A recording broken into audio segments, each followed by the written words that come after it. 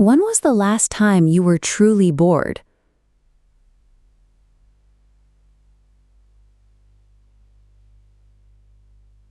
Not long ago, boredom was an ordinary part of everyday life. It existed as the background hum of a normal Tuesday, requiring no immediate solution. Generations before us spent vast amounts of their time doing exactly this.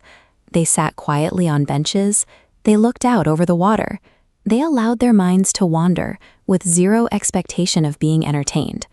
Empty space was a guaranteed, unavoidable part of the human experience. It was a natural resting state that we took for granted.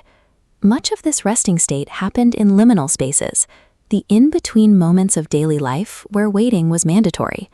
If you stood in a queue, you shared a physical reality with the people around you. You just existed there in real time, letting the minutes pass. Riding the bus meant looking out through the glass. You watched the streets roll by, and eventually you stopped seeing the street at all. Even a trip to a clinic involved nothing more than waiting. You sat in a chair, you stared at the posters on the wall, or perhaps struck up a quiet conversation with a stranger. These mandatory pockets of nothingness were a persistent feature of the human schedule, unintentional pauses that broke the day's momentum. Today, those silent gaps have almost disappeared from our routines. We have developed a new physical reflex. The exact millisecond we encounter a moment of friction or a pause in the day, a hand instinctively reaches into a pocket for a screen. Every spare second is immediately filled. Notifications, short videos, music, podcasts, messages, infinite scrolling. This constant barrage of stimulation has painted a cool blue glow over the physical spaces that used to be quiet. From the moment we wake up, our attention is saturated. We haven't eliminated waiting from our physical lives. We still stand in lines and ride trains. But we have eradicated the cognitive state of boredom itself. Boredom triggers a specific, high-level neurological state. When we are not focused on an external task, certain brain regions become active. Neuroscientists call this the default mode network. This network helps us reflect on recent events and connect memories.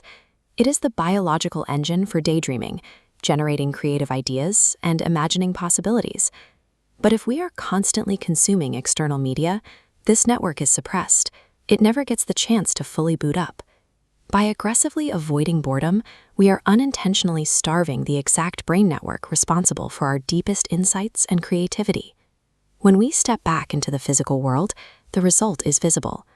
Train platforms have become graveyards of suppressed mental activity, where reflection is traded for immediate distraction. Even in atmospheric spaces like a warmly lit restaurant, any awkward silence before a meal arrives is immediately bypassed. The habit of avoiding our own thoughts is deeply ingrained in how we move through the day. Smartphones and modern technology are not the enemy. They provide incredible access to knowledge, communication, and human connection. The challenge is that the quiet discomfort of boredom cannot compete with an endless, perfectly engineered stream of stimulation. Boredom functions as a necessity rather than a flaw.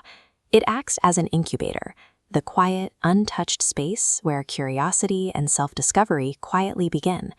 In a world where every single silent moment can be filled instantly, finding that space now requires an active choice. Choosing to do absolutely nothing for a few minutes might just be one of the most valuable things we can do.